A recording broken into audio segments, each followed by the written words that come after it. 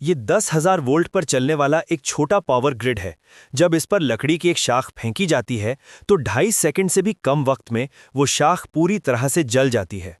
अगर voltage 20,000 volt कर दिया जाए और एक मोटी शाख डाली जाए तो शॉर्ट सर्किट की वजह से इतनी ज्यादा हीट पैदा होती है कि ये ताज़ा लकड़ी को भी मुकम्मल तौर पर खुश्क करके जला सकती है।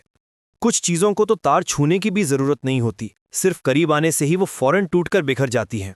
इस मशरूम के साथ भी यही हुआ। लेकिन बड़ा सवाल ये है कि हाई वोल्टेज चीज़ों को इतनी आसानी से जला देता है तो इस बाड़ के पतले धातुई तार क्यों नहीं जलते? असल में वो जल सकते हैं। आप देख सकते हैं कि 100 वोल्ट्स पर ये पिघल जाते हैं। फर्क सिर्फ इतना है कि इलेक्ट्रिक सिक्योरिटी फेंस में तारें एक दूसरे से शॉर्ट सर्किट नहीं होती, इसलिए करंट बाड़ को नुकसान नहीं पहुंचाता। दूसरा, ज्यादातर फार्म बाड़ों में पल्स करंट इस्तेमाल होता है, जिसकी वजह से तारों पर लोड कम रहता है और वो पिघलती नहीं है।